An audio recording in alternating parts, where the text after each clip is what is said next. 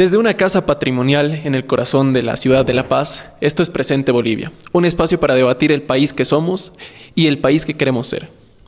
Grabando en el Parlamento Historia Café, donde la historia se saborea con un café y se construyen ideas, y damos la bienvenida en este nuevo episodio a un diálogo que vamos a realizar. Y para esto estamos conmemorando y recordando una fecha importante dentro de Bolivia. Como tal, recordamos el cese de hostilidades de la Guerra del Chaco. No olvidemos que un 12 de junio de 1935 se firmó el acuerdo entre Bolivia y Paraguay. En Buenos Aires, promovido por el canciller argentino Carlos Saavedra Lamas, para hacer un alto al fuego.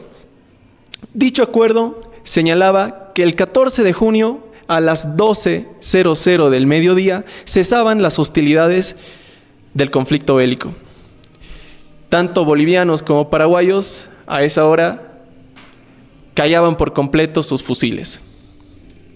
Nosotros en Bolivia recordamos el 14 de junio, 90 años del cese de hostilidades de la Guerra del Chaco.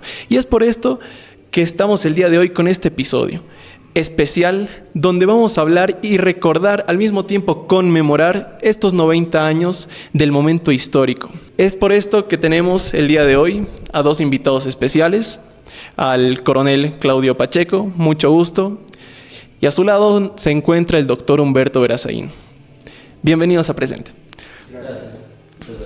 Bien, es de esta manera que vamos a dar la introducción a este nuevo episodio de Presente Podcast, donde primeramente queremos saber y que nos cuenten un poco cuáles fueron los orígenes para que provoque el conflicto bélico entre Bolivia y Paraguay. Gracias, Arturo, por motivarnos para que estemos acá presentes. Los pueblos que olvidan a sus héroes, los pueblos que no rememoran, enaltecen la memoria de sus héroes, seguramente van a ser pueblos que vayan por las sendas del fracaso, de desaciertos, ¿no? Entonces, qué importante, principalmente que nuestra juventud, porque es el núcleo que ya con una formación y conocimiento pueden lograr mejores cambios por una mejor Bolivia, ¿no? Como por la que lucharon nuestros abuelos allá en ese conflicto bélico. Quiero comenzar con algo que después de haber leído bastante al mariscal Bernardino Bilbao Rioja, si en una oportunidad, en unas clases, pregunté a los estudiantes de qué aprendemos más, de nuestros errores o de nuestros aciertos.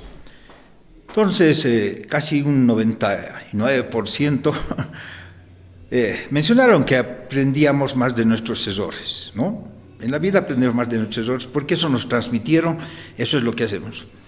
Yo también hace unos 30 años atrás pensaba lo mismo, pero después de haber leído bastante al mariscal Bernardino Bilbao Rioja, entonces cambié mi disco duro, ¿no? Cambié mi disco duro. Y si queremos un mejor país, si queremos ser más grandes, como soñaron desde nuestros antepasados, desde la Guerra de la Independencia, el Pacífico, la Confederación, el Pacífico, el Acre y finalmente el Chaco, es que la historia la escriben los vencedores. Nuestra historia no nos habla de triunfos, nuestra historia no nos habla de victorias, nuestra historia no nos habla de aciertos. Entonces es una historia que nos ha ido hablando de fracasos, una autoflagelación cuando vemos un mapa con pérdidas territoriales de color negro más aún, un mapa de luto. Entonces dije, tenemos que aprender ya no de nuestros errores, sino de nuestros aciertos, de nuestros triunfos, de nuestras victorias, de las cosas buenas que hemos logrado, porque eso significa que hemos superado todos esos errores, todos esos desaciertos. Ahí quiero cortarte un poco. Tengo una gran consulta que hacerles, tanto lo puede responder aquí cualquiera de los dos. Que nos veamos como un país derrotista, que nos los plasmen así, que nos enseñen así, ¿Creen que es obra y fruto de esta nueva ley 070 de educación, la ley Avelino Cignani? ¿O es que de tiempos remotos ya nos vienen enseñando de esta manera que Bolivia es un país totalmente derrotista? A ver, bueno, inicialmente muchas gracias por la invitación a ustedes, Presente.bo, a ti Arturo, por darnos la oportunidad a dos estudiosos de la historia, principalmente de la Guerra del Chaco, poder hacer conocer los conocimientos, las investigaciones, los estudios que hemos hecho sobre la Guerra del Chaco y desmentir muchos mitos en este caso. Como bien decía mi coronel Pacheco, ¿no? Además historiador y que tiene varios libros sobre la Guerra del Chaco. Como decía, nos han enseñado lamentablemente desde la escuela, en el colegio, a que en nuestro país ha sido derrotista siempre. Nos han enseñado la parte negativa de la historia, nos han enseñado de que nunca hemos ganado ninguna batalla, ninguna guerra a través de la historia. Y esto no solamente viene incorporado con la ley Avelino Cignani, la ley de la educación en nuestro país, sino que esto viene de mucho antes atrás, ¿no? Viene inclusive desde después de la Guerra del Pacífico, viene esta mentalidad derrotista lamentablemente, y que de alguna manera han sido las oligarquías que han manejado nuestro país, las que han influenciado en la educación boliviana para que los bolivianos podamos crecer con esa mentalidad derrotista. Y lo propio se ha dado también después de la Guerra del Chaco, ¿no? Creo que es importante recalcar que Bolivia ha tenido muchas batallas en las que ha vencido, ha participado de muchas guerras en las que ha vencido, ha salido victorioso. Lamentamos nosotros, por ejemplo, por qué no se habla de la guerra que se ha tenido contra la Argentina.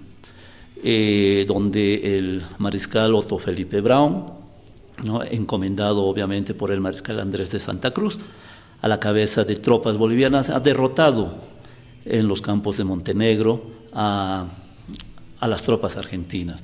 No se habla de esto en el colegio, en la escuela, no se dice absolutamente nada, ¿no? De la misma manera, por ejemplo, en la Guerra del Acre, los que ocupaban, los colonos del Acre, del norte de nuestro país, que tenían la ambición de fundar un nuevo país, una nueva república allá, no ganaron ninguna batalla. Todas las batallas las ganamos los bolivianos, pese a la distancia que había, pero de esto tampoco se habla en la escuela, en el colegio.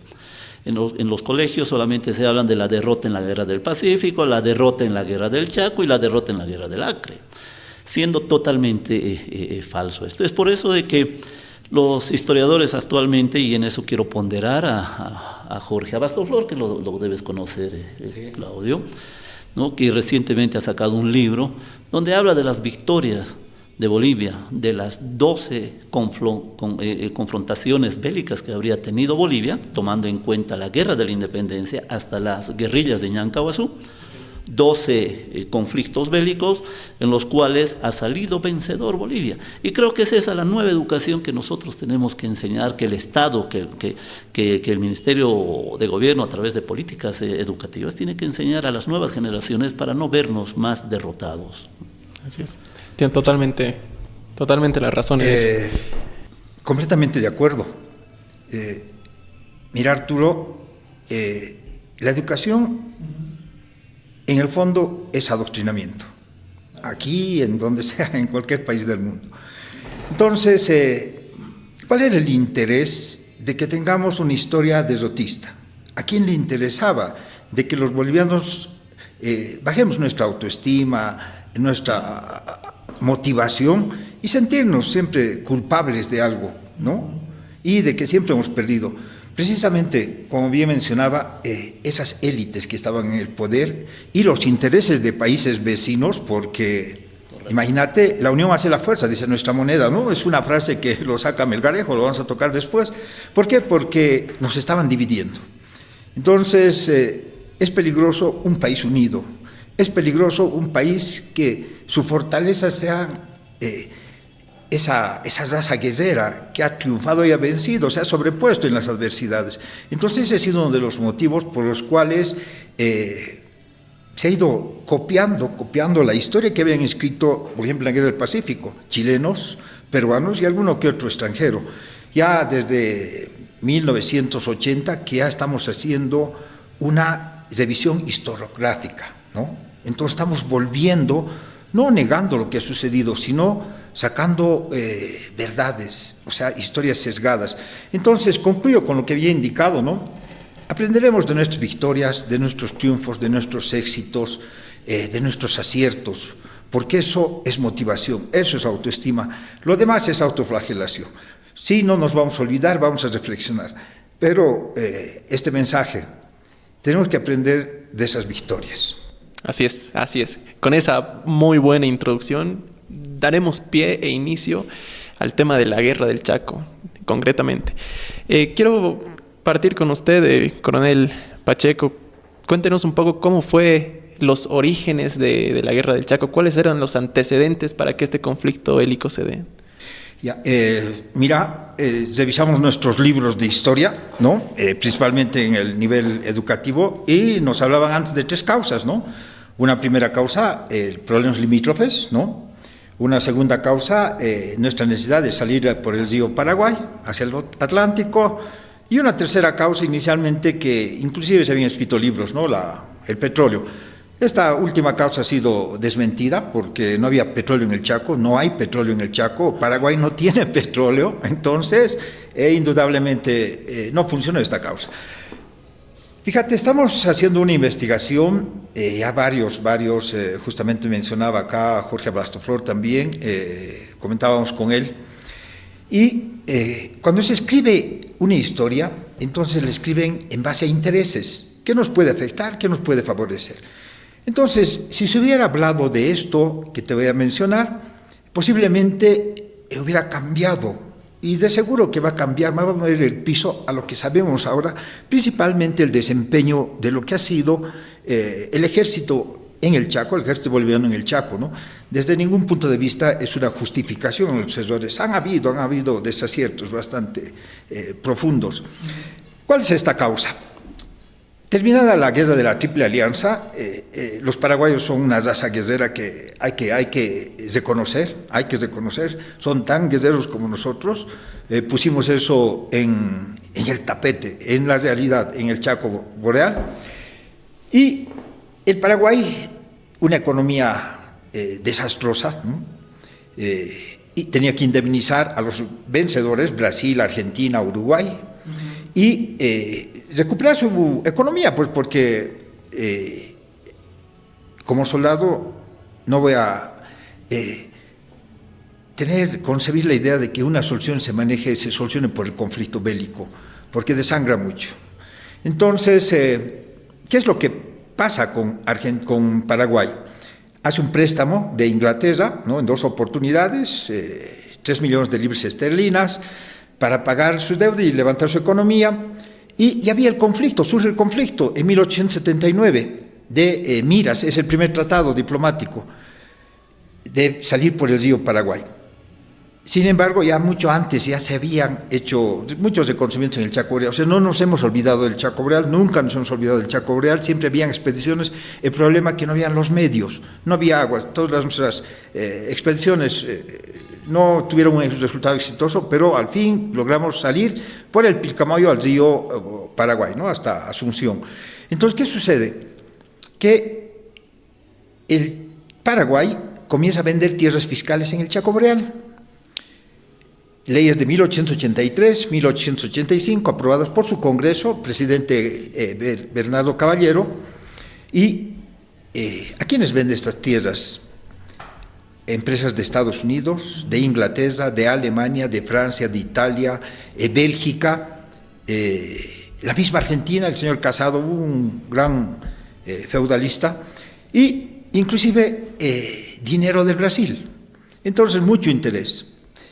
¿Qué explotaban de nuestro Chaco Boreal? Mira, la naturaleza nos ha dado muchas riquezas, seguimos teniendo, nos falta unión. Yo creo que la palabra clave ahorita es unión, es lo único que nos va a sacar adelante, sí. Y desde luego la historia, mira cómo la historia es el bálsamo, ese es el eslabón que puede unir todo, religiones, política, fútbol, absolutamente todo. Entonces, a través de la historia podemos realizar, y justamente con ustedes, con los jóvenes, a través de estos programas, haciendo conocer nuestra historia victoriosa, no mintiéndonos, podemos lograr tal vez a transformar el pueblo, ¿no? A transformar un pueblo. Entonces, ¿qué se explotaba del Chaco Boreal? Para concluir, el quebracho colorado, sacaban el tanino. ¿Para qué servía el tanino? Curtir el cuero. ¿Para qué curtir el cuero? Primera Guerra Mundial.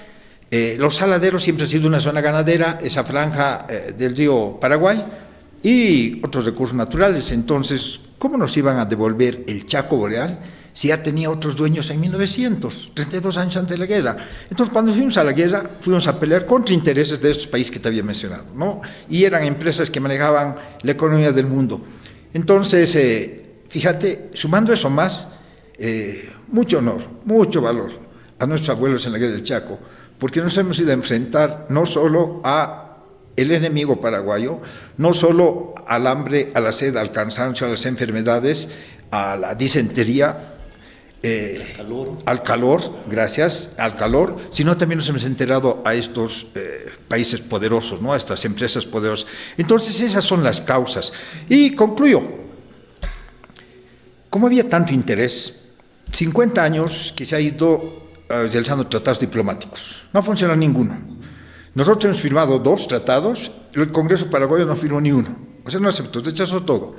Entonces, y los 3 últimos tratados hacían que no se toque ese espacio en donde estaban estas empresas. Literalmente, el Chaco Boreal ha sido loteado, ¿no? Inicialmente 267 lotes que llegaban hasta 80 kilómetros antes de Villamontes. Y bueno, pues entonces la única solución que se tenía era apoderarse del Chaco. De hecho, Abraham Koenig, después de terminar la guerra del Pacífico, ministro plenipotenciario chileno, dice: no les vamos a devolver el Pacífico, el litoral, porque sabemos que vale mucho, y no les vamos a devolver, nos ha costado, ¿no? Entonces la victoria da derechos. Paraguay dijo: hey, con una guerra yo voy a tener el derecho de que el Chaco es mío. Entonces no se iba a solucionar diplomáticamente, no se iba a solucionar, habían intereses de por medio. Es cierto que queríamos una salida a través del río Paraguay al Atlántico, no había petróleo en el Chaco, y como no se podía solucionar, entonces estaba buscándose la gota que rebalse el vaso. El incendio de Fortín Vanguardia, posteriormente nosotros tomamos los fortines de Toledo, Boquerón,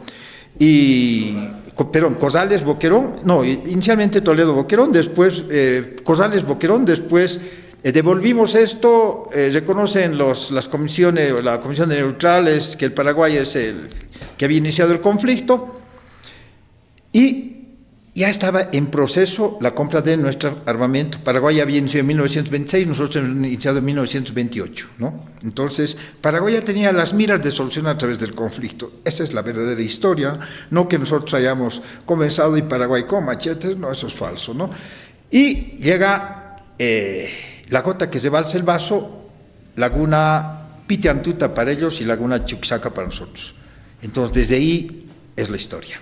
¿Hay algo que pueda comentar? Sí, a ver, la historia nos enseña, al estudiar la historia del Paraguay y de Bolivia, a partir de la historia diplomática de los dos países, nos enseña de que el Paraguay nunca quiso firmar un tratado internacional de límites, nunca, se opuso. Como bien dice Claudio, se intentaron en 3 oportunidades firmar acuerdos diplomáticos, tratados diplomáticos para delimitar el Chaco, porque lamentablemente el Chaco no estaba delimitado, no se conocía con exactitud, hasta aquí es Bolivia y de aquí para allá es el Paraguay. ¿Y se sabe la razón por la cual Paraguay nunca quiso firmar estos acuerdos o tratados? Porque el Paraguay se preparaba ya para la guerra, primero, y segundo, por lo que el Paraguay ya había loteado mucho antes, 50 años, 40 años antes de la guerra del Chaco, ya había, como dice el coronel Pacheco, ya había loteado el Chaco Boreal, ya había vendido a empresas transnacionales, extranjeras, y principalmente argentinas, que tenían intereses en el Chaco para explotar los recursos naturales del Chaco, ¿no? Entonces, ese era el motivo. Paraguay necesitaba dinero porque había salido de la guerra de la Triple Alianza, ¿no? que se enfrentó a 3 poderosos países, ¿no? Había sido derrotado, su población se había agotado, inclusive no habían varones, hombres que eran niños de menor de 8 años y personas mayores de 70 años, no habían varones entre los 11, 12 años y los 70 años. Entonces, tenía la intención de abarcar las riquezas del Chaco boreal. Además, pero como no estaban delimitadas, el Paraguay ambicionaba, desde la época de Francisco Solano López, ambicionaba de que su territorio llegaba hasta las llanuras de Mojos. Estamos diciendo a la entrada de Trinidad, de la ciudad de Trinidad actualmente, es decir, toda la región de la Guarahue, Camiri y Santa Cruz inclusive, ellos pretendían y decían, es nuestro territorio. Claro, es territorio guaraní. Que es territorio guaraní, que claro, los primeros españoles que llegaron por el río de la Plata, por el río Paraguay, llegaron justamente por ese lado, y por eso es que el Paraguay reclamaba y decía, mi territorio, de acuerdo a la cartografía española de la época colonial, decía, llega hasta las llanuras de Moxos, de Trinidad, ¿no? Y nosotros, ¿qué decíamos? Nuestro territorio llega hasta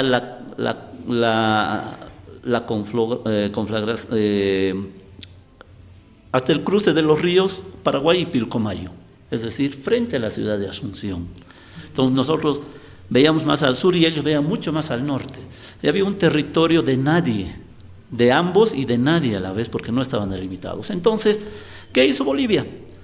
Comenzó a fundar fortines en el Chaco. ¿Qué hizo el Paraguay? Hizo lo mismo, comenzó a crear fortines en el Chaco. Frente a frente se encontraban distanciados por 8, 10, 15 kilómetros, 2 fortines, uno paraguayo y uno boliviano, ¿no? Y los primeros incidentes se llevaron a cabo en 1928 con Fortín Vanguardia, Fortín Sorpresa, y hubieron los primeros muertos entre bolivianos y paraguayos, contados obviamente, ¿no? Y aquí viene la capacidad y la inteligencia, yo siempre pondero, del presidente Hernando Siles Reyes, ¿no? Él gobernaba Bolivia en 1928, pero tuvo la capacidad de alargar el conflicto, porque Bolivia no estaba preparado todavía bélicamente. Claro, en 1928 Bolivia todavía no se encontraba preparado. Y comenzó a partir de 1928, ¿no?, a cambiar el modelo del ejército, a comprar armamento más moderno, ¿no? Vino también la comisión alemana. La segunda vez, sí, claro. Hans Kuhn anteriormente ya llegó, pero esta fue la segunda vez que lo llamaron a una comisión de militares alemanes que venían a instruir, a enseñar las nuevas técnicas de la guerra, las nuevas tácticas de la guerra, etcétera, etcétera, ¿no? Entonces, ahí está el mérito del presidente Siles de poder posponer, digamos, entre comillas, la guerra durante 4 o 5 años más o menos, hasta que en 1932 hubo el encuentro en Laguna Chuquisaca para los paraguayos, Laguna Pitiantuta, y comenzaron los casi 3 años de conflicto donde los 2 países se desangraron, ¿no? ¿Cuál se desangró más? ¿Quién tuvo más pérdidas? Eso está en este momento en estudio. Justamente de eso quería hablar. Pasemos a ese tema porque son datos muy importantes que lamentablemente documentales bolivianos, documentales paraguayos, historiadores bolivianos no mencionan los datos. ¿Cuántos fueron las bajas del ejército boliviano y del ejército paraguayo? Porque he escuchado por ahí que muchas personas dicen que los paraguayos tratan de ocultar la cantidad de número de bajas real que tuvieron durante el conflicto bélico, ¿no? Mira, hay un libro interesante que escribe el coronel Heriberto Florentín, justamente sobre Cañada Stronger, y también lo que he visto en Boquerón, que son libros prohibidos allá en el Paraguay, ¿no? Porque es un escritor apasionado, pero en honor a la verdad muy equilibrado. Perdón que te corte. Para aclarar, Heriberto Florentín es un coronel del ejército paraguayo que estuvo en Boquerón, que estuvo en Cañada Stronger, que estuvo en el conflicto. Correcto. Y él escribe justamente Entonces, como bien decías, Arturo, un país, cuando quiere, ¿por qué se celebra el día en que finaliza la batalla de Boquerón como Día del Soldado Paraguayo, ¿no? Como un día de gloria, donde el soldado justamente es recordado y ensalzado, precisamente para tapar todos esos desaciertos y la posible hecatombe del ejército paraguayo, porque ellos tampoco, reunir ahí casi el 90%, 80% y más de su ejército frente al Fortín Boquerón, sin agua, con escasez de alimentos, entonces era un problema, más gracias a Dios una lluvia que lo salvó. Entonces se han trabajado algunos datos sobre la cuestión de los muertos, ¿no? Por ejemplo, Querejasu es la base que hubo inicialmente como un libro, ¿no? Tratado diplomático militar, donde habla de 50.000 bajas.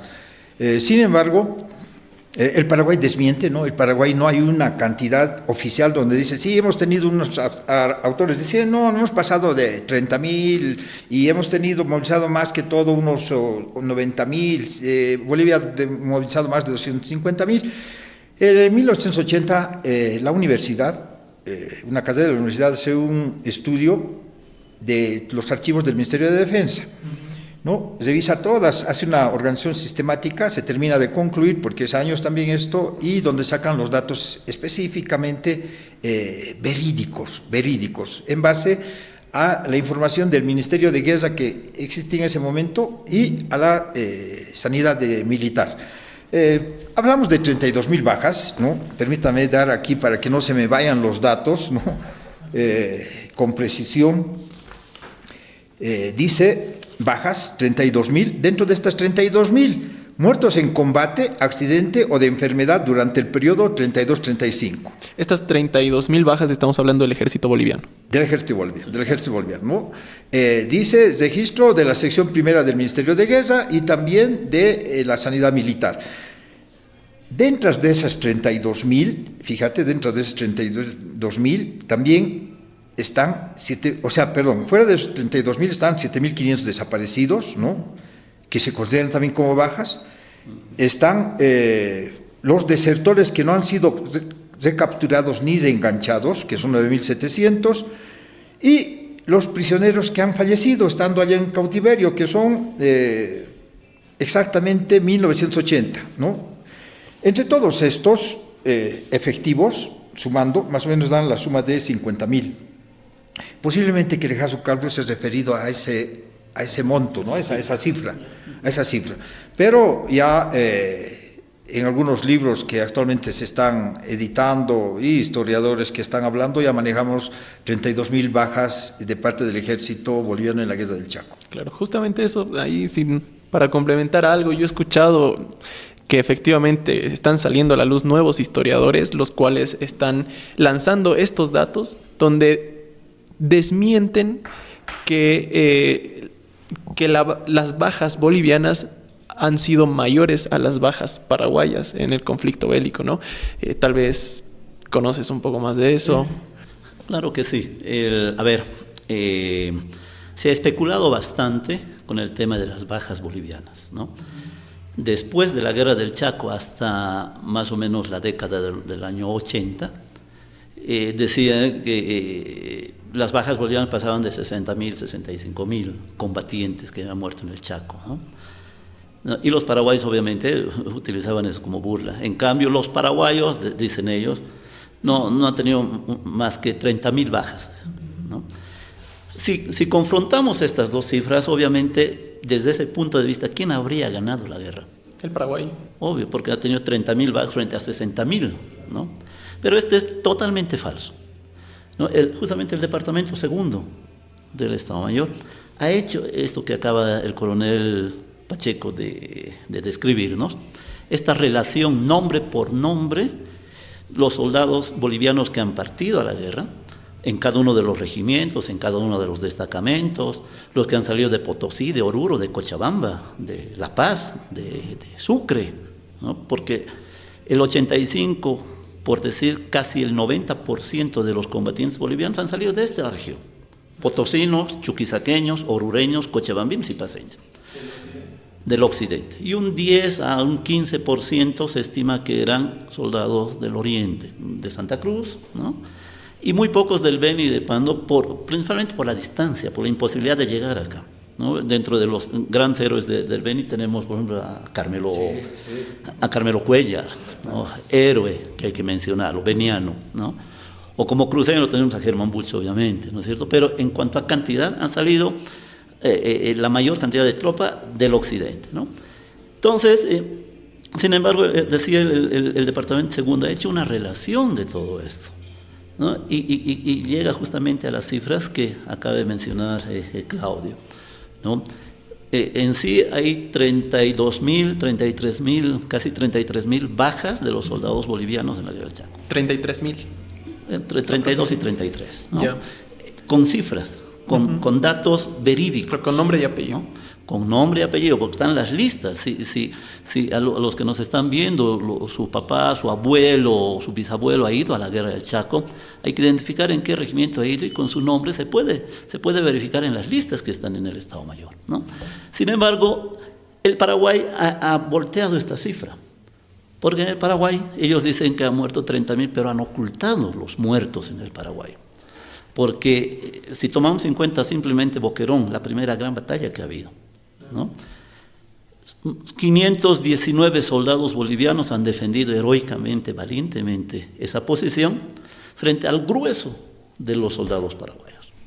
En todo el sector, 519 soldados bolivianos. Soldados rasos.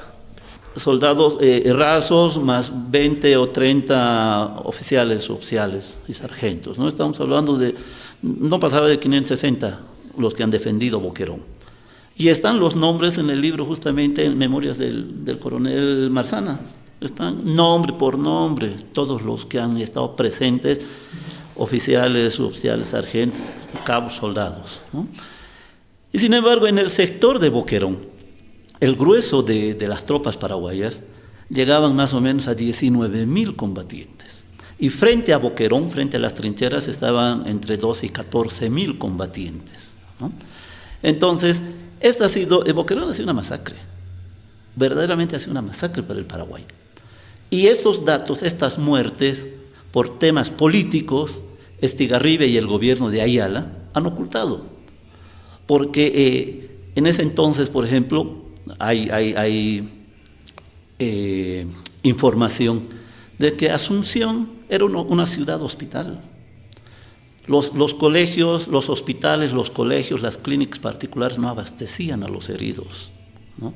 Los heridos estaban en las iglesias, estaban en casas particulares, en las calles estaban los heridos.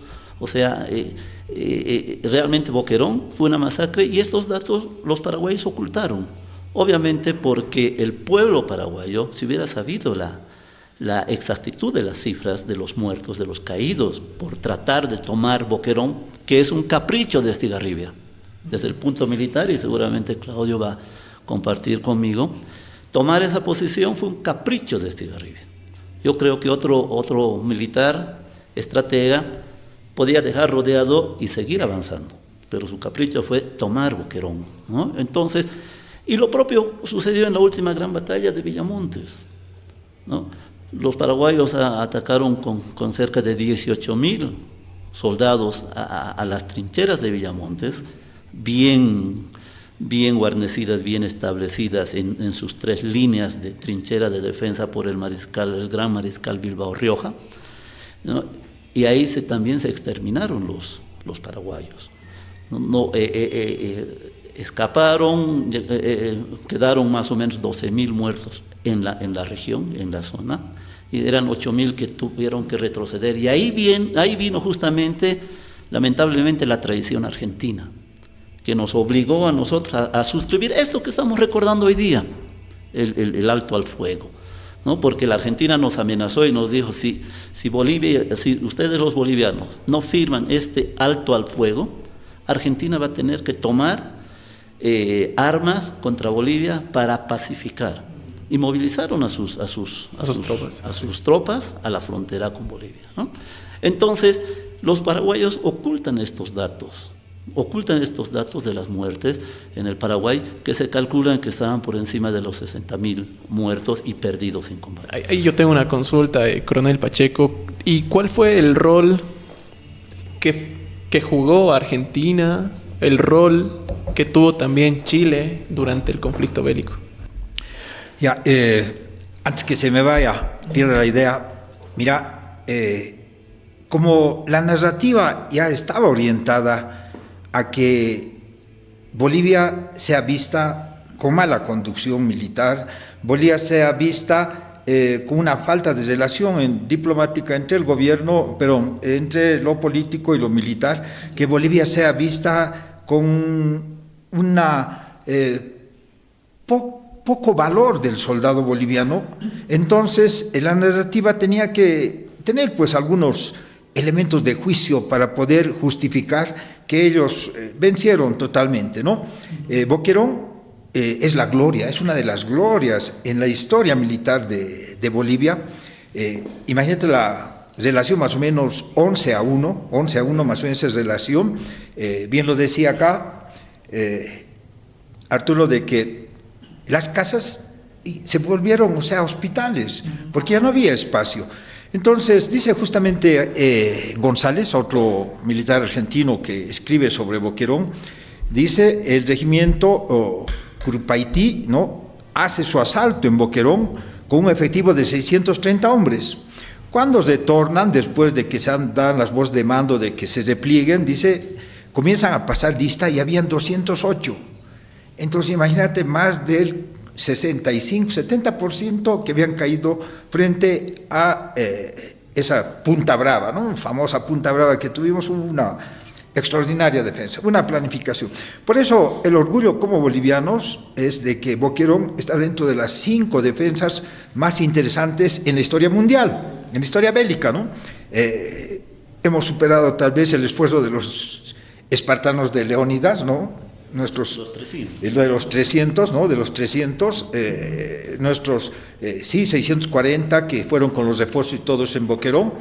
Boquerón no se había rendido, no hubo rendición en Boquerón, hubo una capitulación y bueno, pues es un ejemplo que tenemos que tomar ahora, no para ser belicistas, ¿no?, sino esa responsabilidad, ese amor a la patria, ese sentimiento, ese cumplimiento del deber en el trabajo, en el estudio, en todo cada uno de los bolivianos, como un mensaje que nos dejaron esos abuelos, resistiendo a Boquerón, cumpliendo el deber, hasta quemar el último cartucho, ¿no? Los últimos días no había que comer, las mulas ya se habían comido, no había agua que tomar, la munición, 2 cartuchos, 1 cartucho por combatiente, y fue la salvación para el Paraguay más que para nosotros, ¿no? Entonces, ¿cuál es el interés de Argentina en este conflicto? Geopolíticamente, Brasil estaba queriendo tener un dominio en Sudamérica. Argentina, no nos olvidemos que en 1910-20 era la 5ª economía del mundo. Era tan poderosa la Argentina, era la 5ª economía del mundo. Milei lo dice en sus discursos, ¿no? Tenemos que volver a ser ese país que lo fuimos a principios de 1900, poderoso. Entonces, ¿qué sucedía? Argentina quería tenerlo a Paraguay como un país tapón, o sea, que amortigüe el avance del Brasil, ¿no?, el avance del Brasil. Entonces, a Argentina le convenía tener de aliada al Paraguay. 2, no nos olvidemos que Patiño, Hochi y Laramayo, los varones del estaño, el primero de ellos, Patiño, ha estado entre los 5 hombres más grandes del mundo en las primeras 2 décadas del siglo XX, hasta las 3 décadas del siglo XX, y ese temor de Argentina de tener nosotros minerales, bastante, de que posiblemente se habían descubierto los pozos gasíferos, ¿no?, que sumado a esto más una riqueza gasífera, entonces en algún momento íbamos a ser un equilibrio en Sudamérica. Entonces Argentina dijo, porque Argentina nos traicionó en la guerra de la Confederación, Argentina nos traicionó en la guerra del Pacífico, Argentina no hizo mucho en la guerra del Acre y desde luego pues aquí el papel en la guerra del Chaco fue vital de la Argentina porque el Estado Mayor designó a algunos militares para que hagan el planeamiento. En Argentina se hacía el planeamiento militar de la guerra del Chaco, ¿no? Y pasaban la información. Hay un libro que escribe, no recuerdo, Memorias es una señora argentina, donde menciona todas las noches, 11 de la noche, Argentina le pasaba la información al Paraguay sobre las decisiones que tenían que tomar y de qué es lo que querían hacer. Entonces, en la guerra hay tres aspectos importantes que se consideran desde el punto de vista militar, ¿no? El enemigo, el terreno y las condiciones meteorológicas. Entonces hay que conocer bastante el terreno. Sun Tzu decía, no, conoce el terreno y siempre vas a tener victorias, conoce al enemigo, siempre vas a vencer. Y dentro de este conocimiento del enemigo es importante la inteligencia. ¿Qué es la inteligencia? Es la información que está procesada sobre lo que es el enemigo, efectivo, armamento, qué piensa hacer. Y si tienes esa información, entonces tú decides adecuadamente. Los bolivianos nos hemos mantenido a ciegas, aun cuando el personal que ha hecho este tipo de espionajes allá en la Argentina nos han pasado bastante información, nos han ayudado muy bien, porque imagínate, sin eso hubiéramos estado totalmente a ciegas. Entonces Argentina tuvo mucho interés, facilitó mucha información. Chile, a través de sus representantes diplomáticos en este país, en los otros países, proporcionó también información a la Argentina. ¿Qué quería Chile? Que gane el Paraguay, inicialmente, que gane el Paraguay. ¿Por qué? Porque íbamos a ser un país fuerte, ¿no?, a futuro, y podíamos había algo pendiente, ¿no?, recuperar nuestro litoral, pero por el otro lado también Chile quería que tengamos nosotros una salida a través del río Paraguay, así no hubiéramos insistido en tener una salida hacia el Océano Pacífico. Entonces, el papel de Chile no se escribe, pues, se tiene que investigar, pero hay libros que lo están haciendo, ¿no? Pero no se puede firmar un convenio si yo te voy a apoyar en la guerra. Las cartas pero de Vicente Zivarola, ¿no?, en lo que escribe el hijo, ¿no?, sobre su padre, sobre Vicente Zivarola, hay muchos aspectos. Ahí le dice el presidente Justo, cuando va Zivarola a hablar con él, y Justo tenía también tierras en el Chaco Boreal, ¿te acuerdas que te hablaba? Entonces había mucho interés relacionado. Dos, y su yerno era casado. Sí, claro, claro, la hija de Casado era la esposa del presidente Justo. Entonces había otra relación. Entonces fue bastante determinante la influencia de Argentina en la guerra del Chaco, a tal extremo que hubo un batallón que organizaron, ¿no?, los gauchos. Regimiento San Martín. Sí, exactamente, el Regimiento San Martín. El apoyo, entre comillas, de residentes paraguayos en la Argentina, hacían colectas para recaudar fondos, y Argentina tuvo un papel muy interesado entre la guerra del Chaco, que al finalizar ellos fueron los que dijeron sin vencidos ni vencedores. Sin embargo, nosotros habíamos perdido casi un 70% de territorio. Así es. Bueno, yo quiero continuar con el tema principal de esto y saber, entonces, ¿quién ganó la guerra del Chaco? ¿Fue Bolivia? ¿Fue Paraguay? Los paraguayos dicen que ellos ganaron, a pesar de que efectivamente se dio este tratado de armisticio, este tratado del alto al fuego. Sin embargo, ellos dicen que Paraguay ganó la guerra. En el tema geopolítico, ¿quién ganó la guerra y por qué? Claro, pero a ver, antes de entrar a esa partecita, un claro, poquito para complementar lo perfecto, que el coronel Pacheco dice. Lo más rápido posible, sí, porque si no el tiempo no nos va a poder dar. Es importante dejar claro al país y a las nuevas generaciones que en la guerra del Chaco la Argentina jugó un papel totalmente negativo y contrario a los intereses de Bolivia. Eso es importante dejar claro. No solamente se hacían los planes estratégicos de batalla en Buenos Aires, ¿no?, y se los mandaban a Asunción para que los apliquen y los ejecuten ya a través de sus unidades operativas. No solamente hacían eso, sino que la Argentina desde un principio le ha proporcionado al Paraguay financiamiento, armas, municiones, tanques, o mejor dicho, cañones, barcazas, camiones, artillería. Le ha proporcionado todo el tema de sanidad. Le ha proporcionado inclusive inteligencia, espionaje. Justamente el espionaje juega un papel importantísimo en la guerra del Chaco. Nosotros teníamos espías chilenos y argentinos, hablando de cuál es el rol, el papel que juega Chile y Argentina, Teníamos espías chilenos y argentinos en La Paz, en Uyuni, en Oruro, en Potosí, en Sucre, en Villazón, en Villamontes. Teníamos espías chilenos que daban toda la información a través de sus consulados de Chile o de la Argentina, ¿no? Pasaban a la Cancillería a Carlos Casado, canciller argentino. Este pasaba al alto mando militar argentino, se reunían con los paraguayos y descifraban tranquilamente todo el movimiento bélico que tenía y de tropas que tenía el ejército boliviano. Sabían con qué armas estaban entrando, sabían cuántos estaban entrando, sabían qué calidad de combatientes, o sea, sabían absolutamente todo, ¿no? Pero también es importante, creo, recalcar, y muy brevemente, y hacer un homenaje a los espías bolivianos. También hemos tenido espías bolivianos, y con orgullo hay que decir eso. Y no han sido espías prestados, no han sido argentinos, ni uruguayos, ni brasileños, ni peruanos, han sido bolivianos. De ahí yo quiero recalcar, ¿no?, la gran presencia, la participación enorme que ha tenido don Gastón Velasco. Don Gastón Velasco ha estado desde casi principios de la guerra viviendo en Asunción. Él de niño y de joven, su padre era diplomático en Chile y él había estudiado, había crecido desde niño en Chile, entonces se hizo pasar por ciudadano chileno en el Paraguay. Conocía los himnos, conocía las marchas, las fechas cívicas de Chile, entonces, y hablaba como chileno con ese dejo, ¿no? Entonces el Paraguay nadie se daba cuenta que era boliviano y que era espía.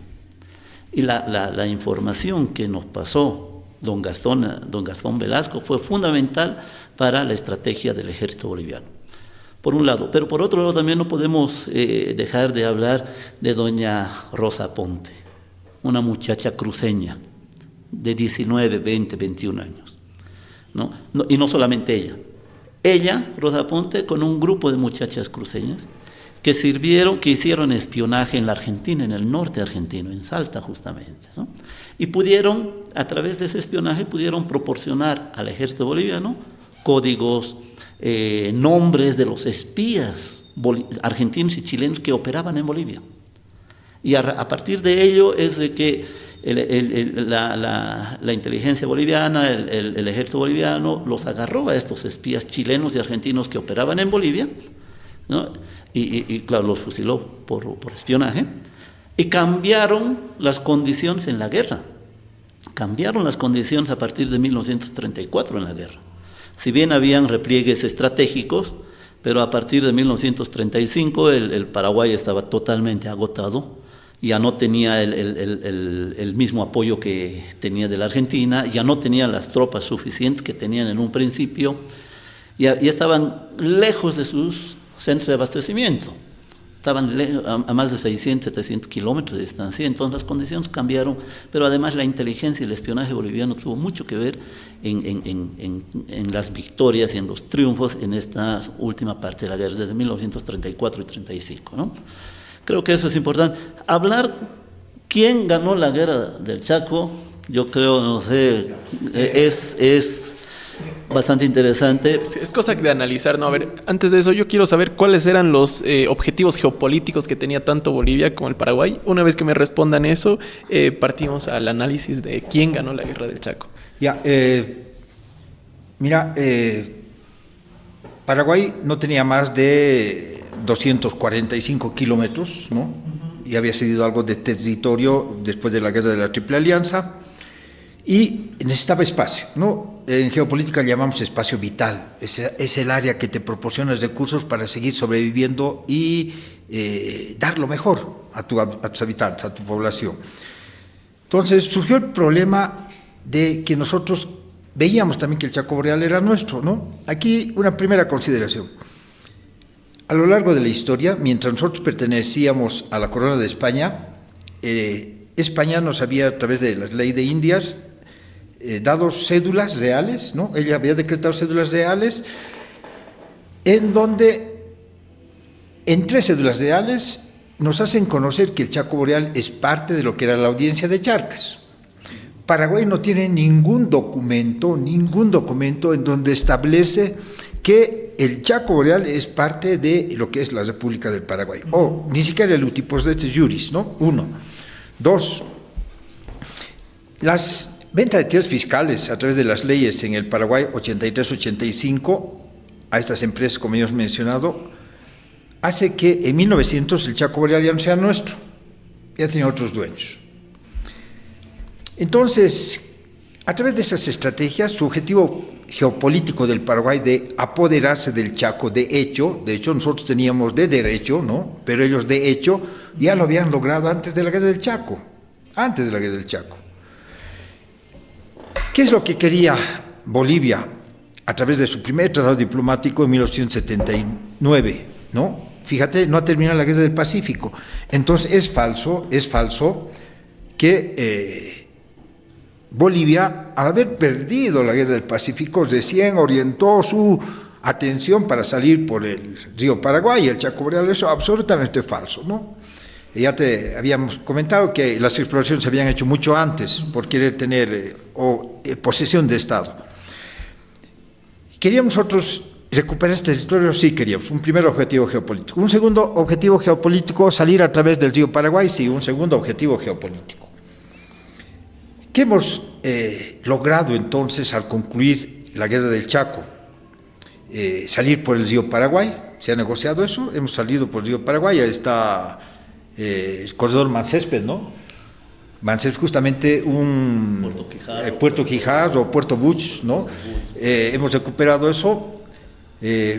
Ya habíamos, antes de salir, fíjate, antes de que comience la guerra del Chaco, en 1883 se funda Puerto Pacheco, precisamente porque nosotros veíamos que era soberano, era nuestro territorio.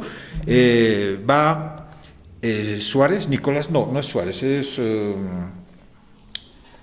Miguel Suárez Arana y su hijo Cristian Suárez Arana, visionario, decir, no tenemos que salir a través del río Paraguay al Pacífico. Entonces ellos hicieron exploraciones. ¿Qué hemos hecho nosotros? Sí, hemos cedido espacio, estaba en litigio, ellos habían dicho que ese terreno les pertenecía, nunca iban a aceptar.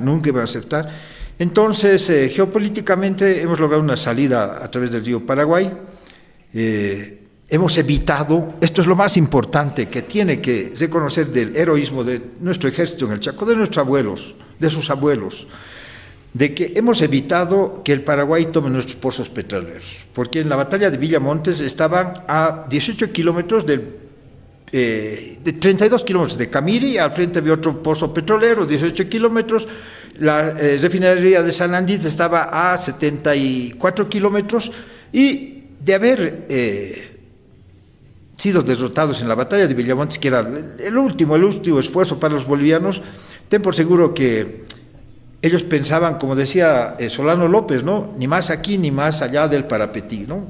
Entonces ese era su objetivo geopolítico.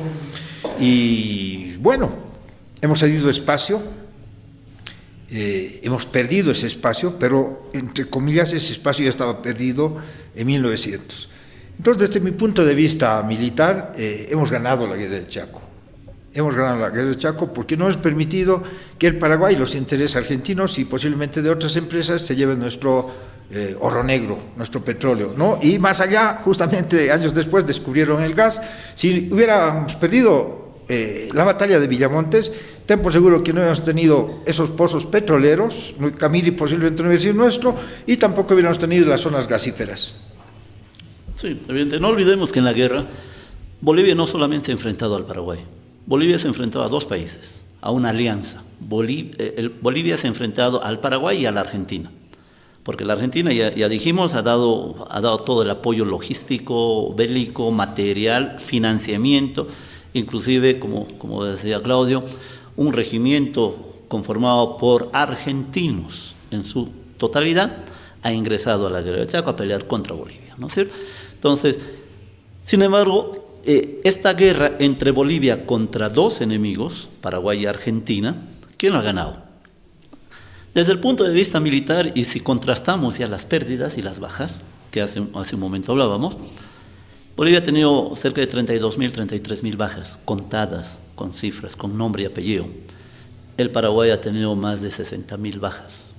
Si confrontamos las cifras para determinar desde el punto de vista bélico-militar, digamos, sabemos claramente quién habría ganado la guerra.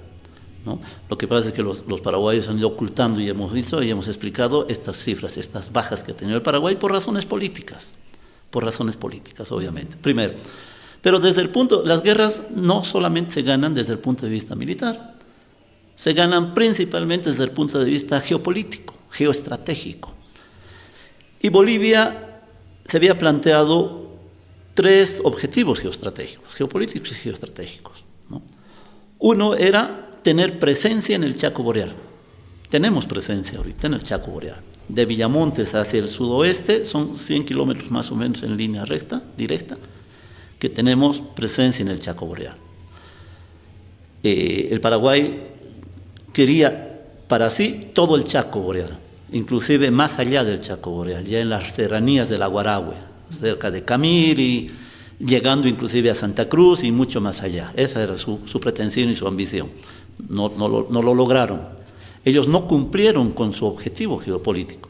Bolivia sí tiene presencia actualmente en el Chaco Boreal. Primer objetivo. Segundo objetivo,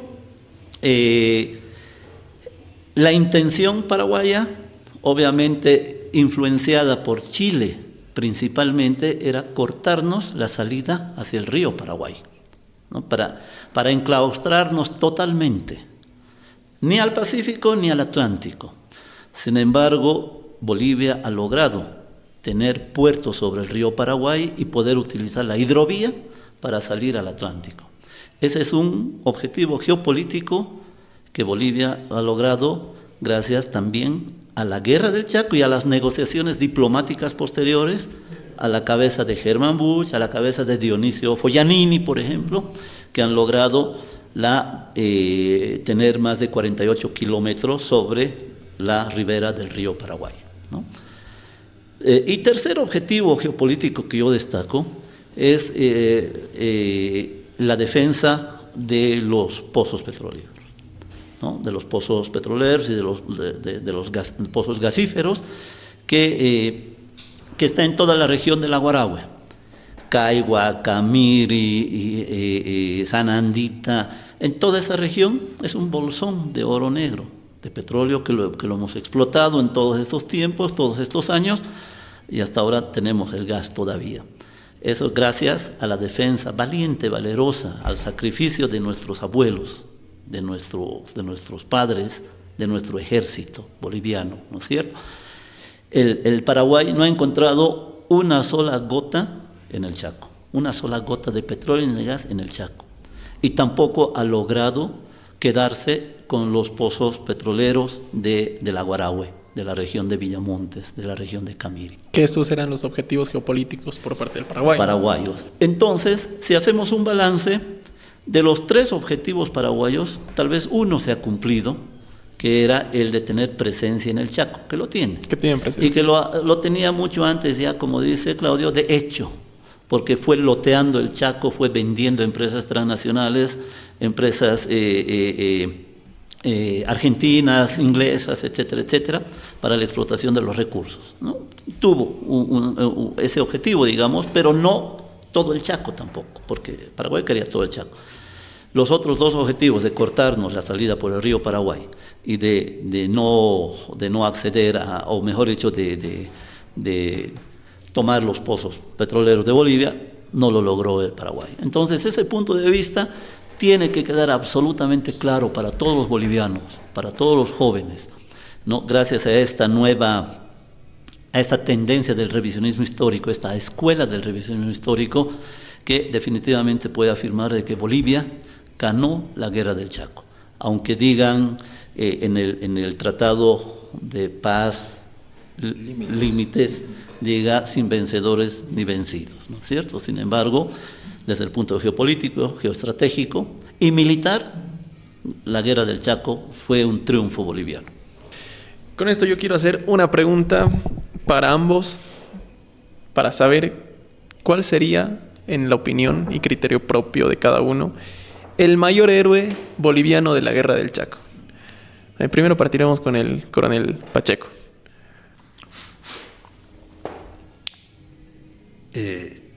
Mira, para comenzar, las mujeres han sido guerreras en nuestro Chaco, ¿no? Las madrinas las enfermeras, las mamás, las espías, todos los que han ido allá a cumplir su deber han sido héroes.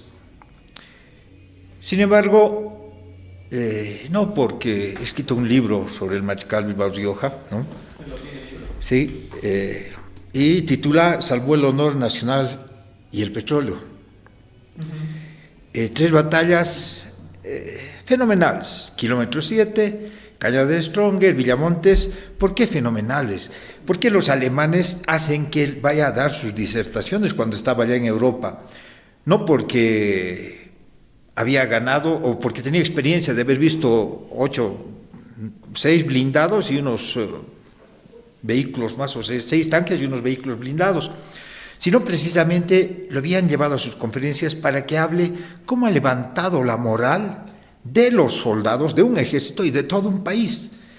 Nuevamente, como el ave fénix, cuando todo parecía perdido, y nos hemos vuelto a levantar, nos hemos vuelto y al finalizar hemos detenido al Paraguay.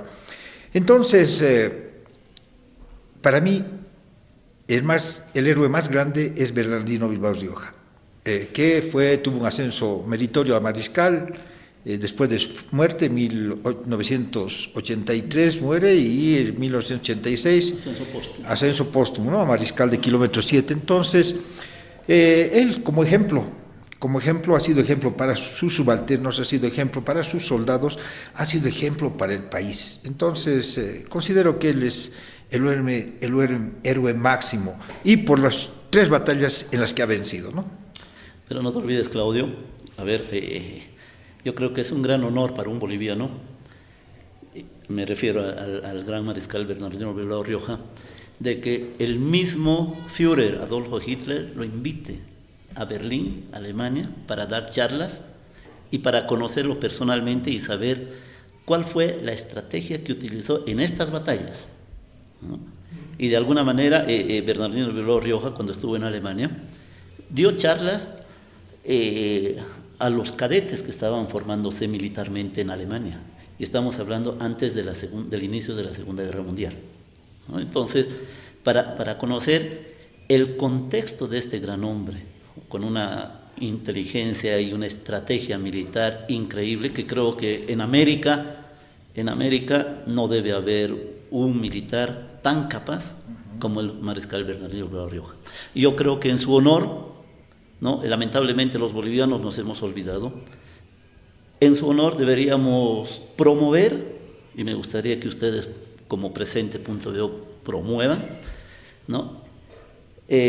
Poder erigir monumentos en todas las capitales de nuestro país. El Potosino es de Arampampa, pero hay que hacer monumentos al gran mariscal en Cochabamba, en La Paz, en Sucre, en Oruro, en Santa Cruz, en todo el país, para recordar la gran capacidad, pero sobre todo el agradecimiento que debemos tener nosotros los bolivianos al sacrificio de estos grandes hombres, que lamentablemente con el paso del tiempo parecería que se lo está olvidando, ¿no? Pero para mí, obviamente, al margen del gran mariscal Bernardino Bilbao Rioja, el héroe máximo del Chaco, han habido un sinfín de héroes, oficiales de honor, suboficiales, sargentos y soldados. No nos cansaríamos en mencionar los nombres: Manuel Marzana, Charat Ustares, Rafael Pavón, la sección de hierro, Félix Arcos, la sección de hierro, 25 soldados. 3 pasos al frente. Los 3 pasos, los chicos de 16, 17 años que sin héroes, ningún miedo dieron los 3 pasos al frente para conducir tropa, porque los oficiales bolivianos que tenían la doctrina prusiana no es que mandaban a la tropa, salgan, vayan, ataquen. No, el oficial boliviano daba el ejemplo, iba a la cabeza, y ahí fue donde cayeron muchos, ¿no? Heridos, etcétera. Y ahí viene el tema de los 3 pasos al frente, justamente cadetes, chicos, jóvenes de 16, 18 años, ¿no? Tenemos tanto a Rosendo Villa, a Bullaín, el capitán del Tigre, en Cañada de Stronges, por ejemplo, capitán del equipo de Stronges, ¿no? Con un grupo de stronguistas, dirigentes, futbolistas, defienden y sacan victorias de la batalla de Cañadestro, ¿no? Donde por primera vez se toma como prisioneros un contingente tan grande de paraguayos. El único que ha sido tomado. Pero además 1600. se toman cañones, camiones, armamento, munición, que obviamente sirve, gasolina, etcétera, que sirve para fortalecer al ejército boliviano en campaña, ¿no? Entonces, yo creo que no habría tiempo de mencionar los nombres de estos grandes héroes, ¿no? Pero para mí el máximo héroe es el soldado boliviano. Todos quienes han marchado a las arenas del Chaco se merecen nuestro profundo reconocimiento. Así es. Todos. Por el hecho de tener la valentía para tomar esa decisión de tan jóvenes, ir a pelear y saber que no van a retornar vivos a su país, ¿no? Así es. Bien, esto me encantaría mucho seguir con la conversación, la charla, porque hay mucho que hablar, hay mucho material. Espero que estén nuevamente para una parte 2, parte 3, parte 4 y siguientes, porque el tema de la guerra del Chaco es algo muy interesante. Existen capítulos ocultos por la historia, los cuales los podemos seguir analizando, y capítulos específicos. De esta manera también yo quiero agradecer al Café del Parlamento por darnos el espacio, por darnos este set de grabación, el estudio. Invitamos a todos los que nos están viendo al mismo tiempo para que pasen por el Café del Parlamento, para que puedan tomarse un rico café, un sándwich o estar pasando el rato acá. Nos encontramos en la calle Comercio, en la plaza, cerca a la Plaza Murillo, en el corazón de la ciudad de La Paz.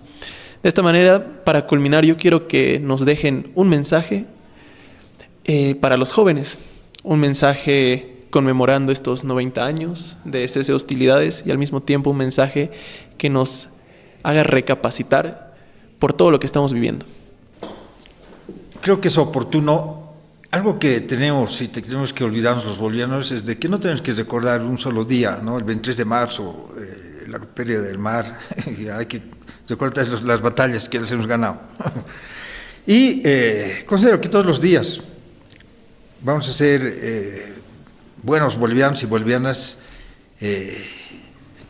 asumiendo una actitud positiva en el trabajo, en el estudio, los líderes políticos, absolutamente todos, ¿no? Recordar la memoria de nuestros abuelos que estuvieron allá en el Chaco, de manera puntual, concreta. La guerra del Chaco la hemos ganado nosotros.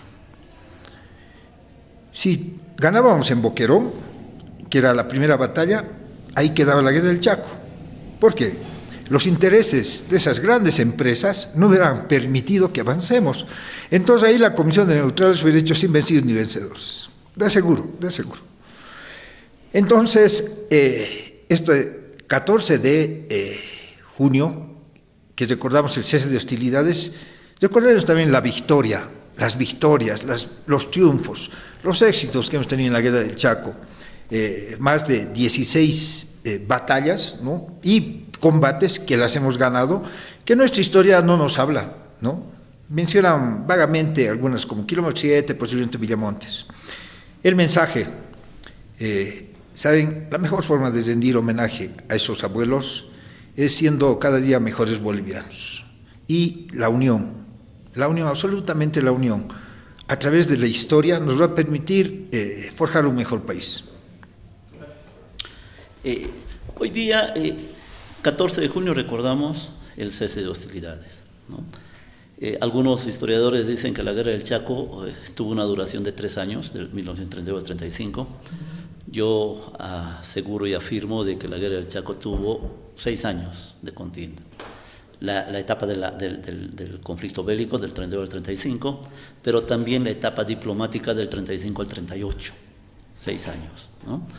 Donde las tropas bolivianas en esta segunda etapa estaban listas para poder reiniciar la guerra nuevamente, en vista de los caprichos del Paraguay y de la Argentina, ¿no? El 14 de junio los bolivianos recordamos este cese de hostilidades, los paraguayos recuerdan el 12 de junio. El 12 de junio allá es feriado nacional, hay grandes marchas recordando a sus héroes y aquí lamentablemente no hacemos eso.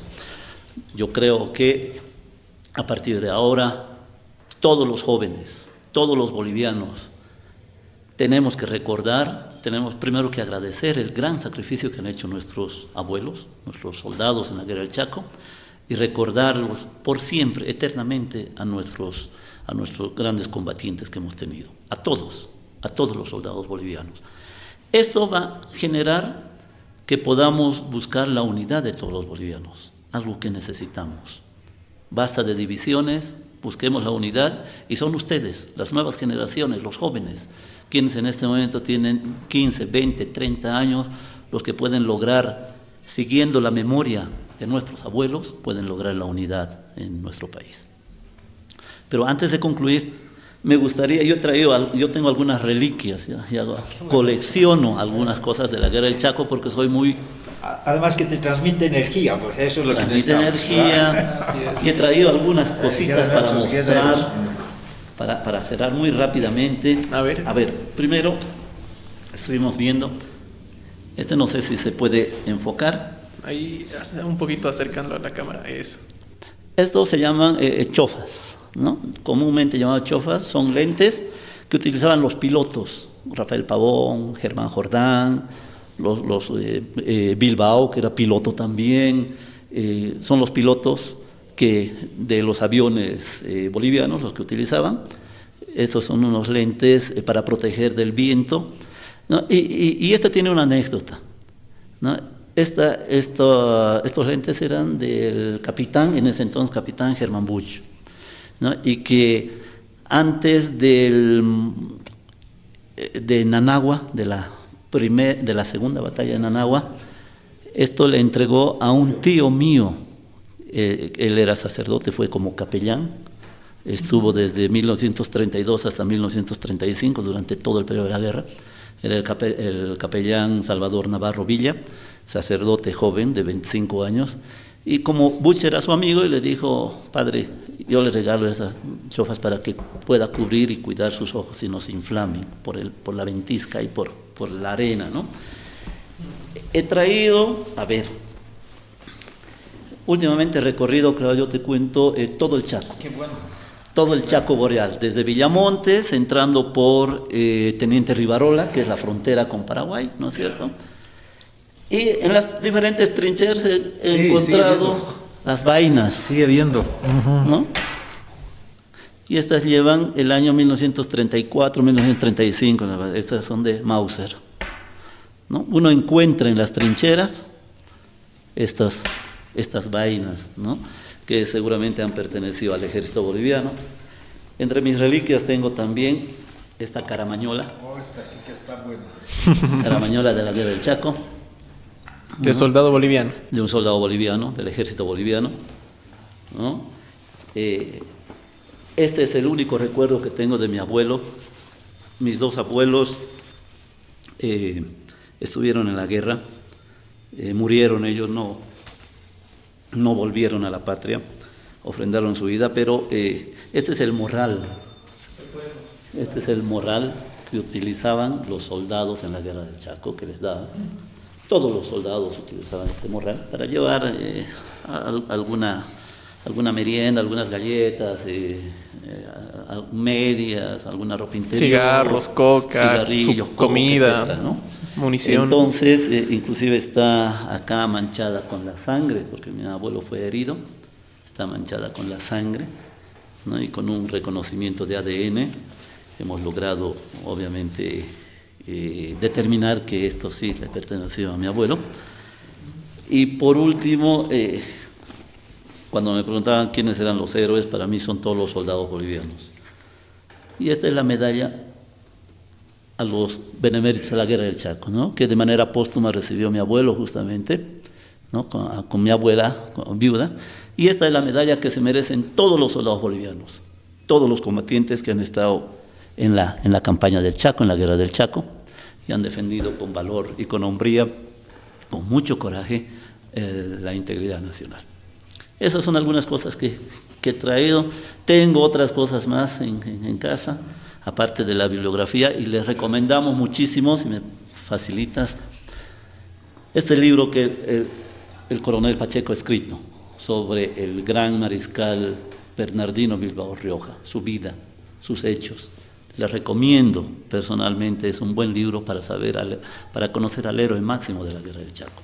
Yo creo que podrían contactarse contigo. Claro, a través de qué número, algún interesado que quiera adquirir el libro.